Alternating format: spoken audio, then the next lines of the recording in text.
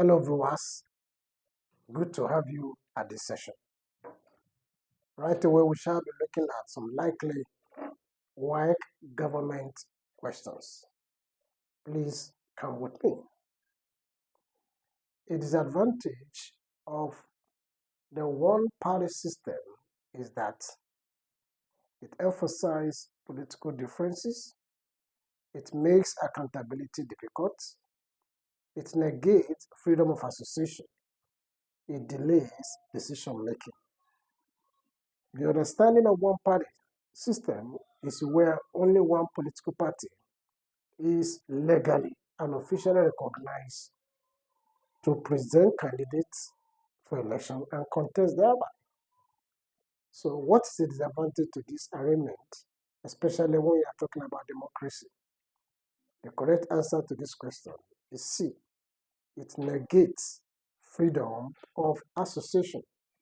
The people are not allowed to make their choices or decide which party they belong. And that is why in a democratic setting, the best method of party system is a multi-party system. The right of a citizen to seek redress means the right to seek redress means that your right has been tampered with and you wanted to seek explanation and seek justice. So, it's the right to fair hearing, free access to legal materials, seek an appeal under another judgment, exercise its political liberty. The answer here is the right to fair hearing. Fair hearing to express yourself, to explain what happened, thereby getting justice thereof. The exclusion of Africans from colonial administration is associated with, under colonialism, different colonial masters, French, British, Portuguese, Spanish, and what have you, had different political system, colonial administration. So which of them excluded the Africans from the colonial administration? Policy of assimilation, indirect rule system, policy of association, indigenous policy. Remember, policy of assimilation and association are linked together with what? The French master. But in Nigeria, the British master and other West African countries adopted indirect rule system. What is indirect rule system? A system of colonial administration where the traditional rulers were used as instrument to rule the people. And by so doing, the elites were circumvented. They were excluded from colonial administration until when they started agitating and struggle. So the correct answer to this question is option B, indirect rule. A fundamental component of political culture is, what is political culture? Political culture is the orientation, the belief system, the attitude of the people towards their political system, their society, all right? That is culture. So, which of these is a component of political culture? Social values, community structure, family values, economic values. The correct answer we'll pick here is option C, family values. Why? Every orientation, every belief system a child is getting starts from home. Everything you learn, you start learning from home even before you go to outside for school. So family values are part and a major component of political culture. Which of the following is a fundamental principle of democratic governance? Centralized decision-making, censorship of the media, citizen participation, authoritarianism. You and I know that authoritarianism is opposite of democratic government. Likewise, censorship, which is common with an authoritarian government, a dictatorship, military system, also contrary to democracy. And a centralized decision-making is synonymous to unitary system. So the only correct answer for this question is option C, the participation of citizens in the process of making decisions is what they call democracy. Remember the definition of democracy, according to Abraham Lincoln, is the government of the people, by the people, and for the people. That is a system of government where majority of people are part and parcel of the process of decision making in that country. And that is what we call citizen participation. So option C is the correct answer. The next question, a state that is ruled by an elected citizen is a republic, a plutocracy, a monarchy, an empire. The answer here is republic. From this word republic, I can break it to two. Look at the word republic. I can break it into two. Rep, which means or stand for representative, and public, which stand for what? The people. So representative of the people. So when you have a system where some citizens are elected to represent the interests of the majority, the people, then we call it a republic. So Nigeria became a republic in 1963, October the 1st. Okay, when we had Republican government, that our leader is now to represent us. And that's why the nomenclature of Nnamdi Azikiwe changed from Governor General to Ceremonial President in 1963, October 1st. All right? Let's see the next question.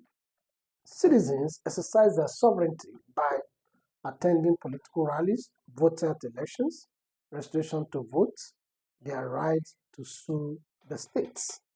Mind you, sovereignty is absolute power to control, to direct the affairs of the state without fear of external interference. So how does citizens exercise their sovereignty? But remember, sovereignty belongs to the state, and the state is made up of the people. So it is by registration, it's by voting during an election. You vote during an election to choose who are those that will represent your interests as government. Voting at elections. Option B is correct answer. In a democratic political system, the political sovereign is usually the electorate, the legislature, the constitution, the political party. The answer is the electorate. Who are the electorate? Just similar to the previous question we answered, the electorate are the people, the citizens who are qualified to vote. They are the elected, the voters among the citizens. Electorate. Option A is good for that question. Let's see the next question. As an academic field of study, government does not include political economy, comparative politics, public administration, ecological interaction. As a government student, you can see there's one word that's here. We have nothing to do with what? Ecology. It's not part of what we study in government. So option B is the correct answer. Conventions and usages are rules based on traditions and customs, previous constitutions, legal documents, decisions of commoners. Conventions as way of lives, what we do that may not be constituted as law, but because it has become part of our lives, we see it as law. It's resemblant of law. It's based on traditions, it's based on customs, it's based on usages. And this differs from society to what? Society. So option A is, of course, the correct answer. A sovereign power of a number of people in a specific geographical area, of course, is called a state. What is a state? A state is a geographical entity, a boundary, a territory that's made up of a group of people, of course, as a government and as a law to manage the affairs of that state. States. Option C is good for this question. An academic field of study, we just answered this question different years, 2020, then 2016, repeated again. Of course, the odd one here is archaeological interaction. Government as an institution of the state is defined as a body which conducts elections for the country, makes, enforces, and interprets laws for the state, hires and trains political leaders, makes and interprets. All these are what government does as an institution of the state. But here, we are talking about the definition as an institution of the state. The most comprehensive and acceptable one here is option B. As an institution of the state, the government makes through the legislature, the government enforces through the executive, and the government interprets laws through the judiciary, the three organs, institutions of government. In that case, option B is the preferred answer. The teaching and learning of political culture is known as Of course, political socialization. In the previous question we just answered, I told us about political culture, which means the belief system of the people, the attitude of the people about their political system. Now, socialization is a process of transmitting those culture, those belief systems, those attitudes from one generation to another generation. So you can see, it's the learning, it's the process of learning, the process of teaching, political socialization. The answer here, of course, is option B.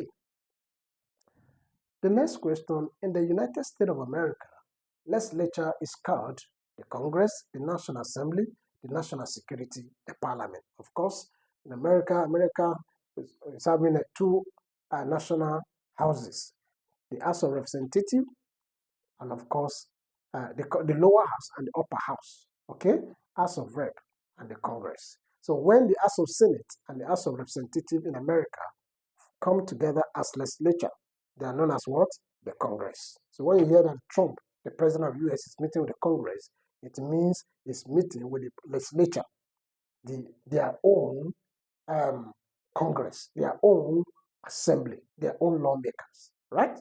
But in Nigeria, when the Senate, House of Senate and House of Rep come together to form legislature for Nigeria, we refer to them as what? The National Assembly. While in Britain, when their own House of Commons and House of Lords, that is lower and upper house, come together to form legislature, the lawmaking body organ in that country, the United Kingdom, it is known as what? The Parliament. The Parliament. So the Parliament in UK, the National Assembly in Nigeria, and of course, the Congress in the United States of America. Option A is the correct answer. Let's see the next question here before us. Information dissemination and communication in a political environment have been made faster and easier with the advent of educated practitioners, press censorship, government spokesmen, social media. This is a current affair question. The answer here is social media. With social media, information travels as fast as possible as you can think. Within seconds, it's just flying everywhere, okay, on the internet. Social media.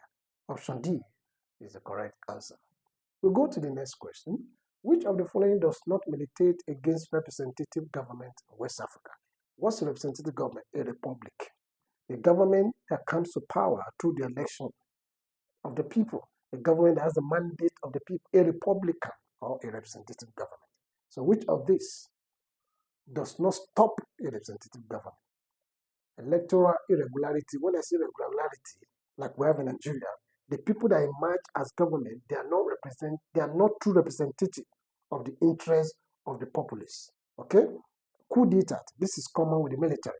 When military struck and take over political power illegally, it's a sudden change of power. That is not democratic. So they are not representing the people. It's not a representative government. Gag media. The word gag means censored.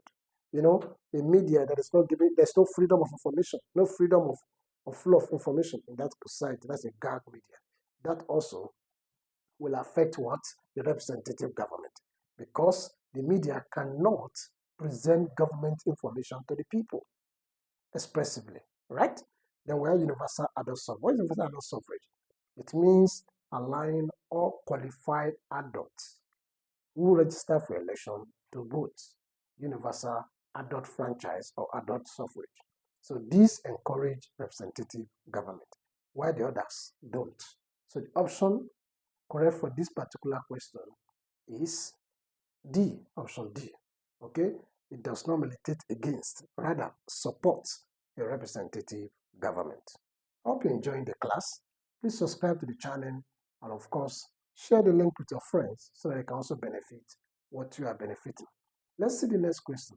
Parliamentary filibuster refers to, what do you mean by filibuster? Filibuster is one of those terms or concepts that is used in parliament, in the legislature assembly, right?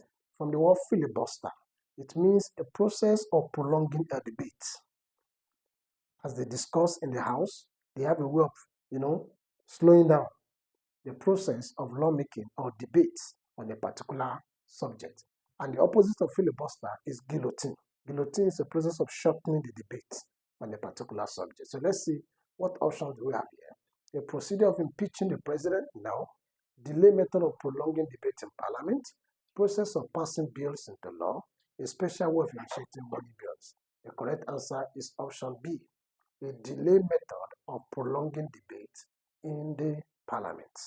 Okay, let's go to the next question. Which of the following is an example of a general election? By-election, presidential election, local election, student union election. Now, when we say by-election, a by-election is an election that is conducted, right, to fill vacant seats in National Assembly, in a parliament. For instance, a parliamentary resigned or died or whatsoever, or incapacitated of operating in that office, there will be a by-election. Okay? When you say general election, it's not. Okay? Local election, is it general election? No. There could be local elections in different local places and all those. Even student junior election, different schools, different universities, different colleges have their own student union elections, so they are not general election. So the most correct answer for this particular question is option B, the presidential election. It runs across the 36 states of the Federation on the same day, all things being equal, right? Which of the following is not a legitimate government? What's a legitimate government? The word legitimate means authorized. The word legitimate means popular support, general support of the people, having the mandate of the people. In other words, people elected it to come to power, and that's what makes it a legitimate government. The democratic government, of course, Republican government, of course, a military government. Nobody elected a military government. A monarchical government. A monarchical government has the legitimacy. Why? Because it is based on the tradition of the people, the belief system of the people. So only option C is contrary to this statement. So option C is the correct answer. Okay? Which of the following usually leads to the curtailment of the right of citizens? What do I mean curtailment? In other words, reduction in your right. Your inability to enjoy your right in full. Which of these will lead to that? Transition period. Okay? How does that go to? The transition period is when we have military disengage, for instance, disengaging from politics and bringing in what? Civilian government. We have gone through that several times in Nigeria. B, granting of presidential pardon, of course, for a criminal that applied to the president under what they call, that's a power given to the president, prerogative of mercy. With that power, you can grant pardon. Okay? Period of constitutional pardon, similar to the other one. Violent socio-political unrest. Of course, during socio-political unrest like NSAS, like the June 12 crisis, like all those crises we went through in Nigeria, at that point in time, your fundamental human rights are not fully guaranteed. In fact, there are curfews. Curfews means restriction of movement. Timing will be given. You can say between 7 in the evening to 7 in the morning, no movement.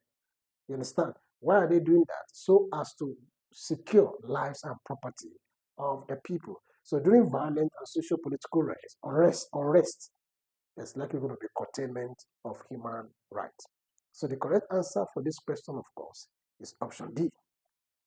The next question, a manifesto can be defined as, of course, manifesto is a common concept if you have undergone political party class before. Manifesto is the agenda, the program of a political party. What a political party is planning or is hoping to deliver when they are elected into power. So let's see which of these options that is close to that. Opportunity to form a political party, propose programs of a political party, policy of a political party in power, power to rule the masses. The correct answer is option B, propose programs of a political party. All right? We see the next question. Membership of pressure groups is usually limited because, in other words, becoming a member of a pressure group is not open-ended.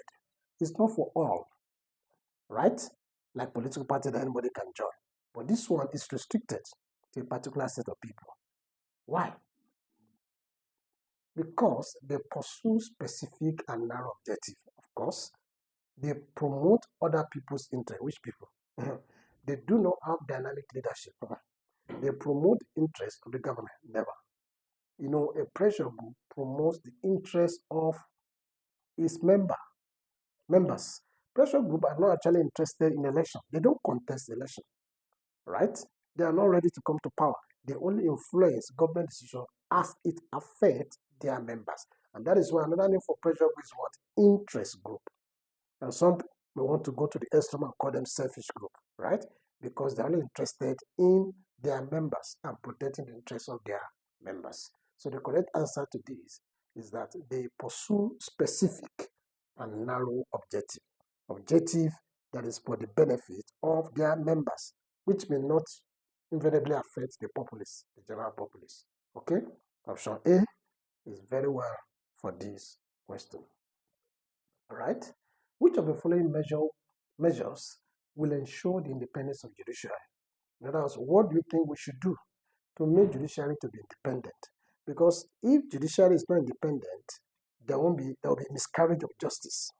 There won't be fairness, there won't be justice, there won't be equity. Okay, so we need a way to make judiciary to be independent. Independent from what? From the other two organs, legislature and executive, and other agencies of government, so that they can interpret the law based on the principle, the spirit, and the letter of the Constitution. So let's see. Judges' salary must be handled by foreign banks. They are foreign indirectly controlling our judges then. Must be controlled by the president. That's a major problem then. Because the president is a member of the executive, it will influence the judiciary. Salary must be fixed and not subject to arbitrary review. Yes. Must not be separated from the executive. Why will it not be separated? There should be separation of power. They should be independent. That's what we are preaching. So the option that supported this statement or that will guarantee independent judiciary is that the salary of judges must be fixed and should not be subjected to unnecessary or arbitrary review from here by any president or by any national assembly. Okay? With that, they will have security of tenure of office and they are sure of what they earn as wages. Right? Option C is the correct answer for this question. Nazism was introduced by, Nazism was a follow-up to fascism. Fascism was introduced in 1922, particularly by Benito Mussolini in Italy, and then Adolf Hitler followed up, I think, in the 1930s, which eventually led to the first World War. Okay, Nazism. Adolf Hitler started Nazism. So the correct answer here is option A, Adolf Hitler. Okay, if you read the story of Second World War, you remember it was Adolf Hitler. I think it was Second World War, 1936 to 1945, before the introduction of United Nations Organization that has prevented Third World War to date. Okay? Anyway, let's see the next question. The rights which are explicitly protected by the Constitution are referred to as, when it says explicitly, I mean openly and expressly protected by the Constitution. What do you call those? Like checks and balance, constitutional clauses, entrenched clauses, separation of power. The answer is what? Constitutional clauses. Just as you have rights, we also have what they call privileges. We have privileges. And these privileges too, they are also liberties, they are freedoms you're expected to enjoy. Freedom of association, freedom of speech, freedom of fair hearing, like one of the questions we answered earlier. These are all clauses in the Constitution that guarantee the protection of the rights of citizens of a particular country. Option B is good to go for this particular question. The next one, the method in which a group of people are interviewed on a specific political issue is called referendum, individual speech, individual writing, opinion sampling. It's opinion sampling. It's a way of getting opinion. It's a method of getting public opinion. Referendum is voting yes or no, which is based on simple majority.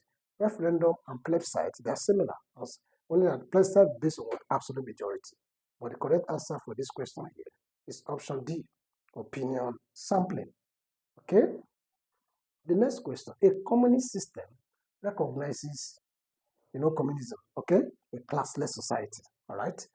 Class division, the need of individual, human capital, division of labor. Though a communist state is a classless society where there's no rich or poor, classes is not allowed because everything is being controlled by the states.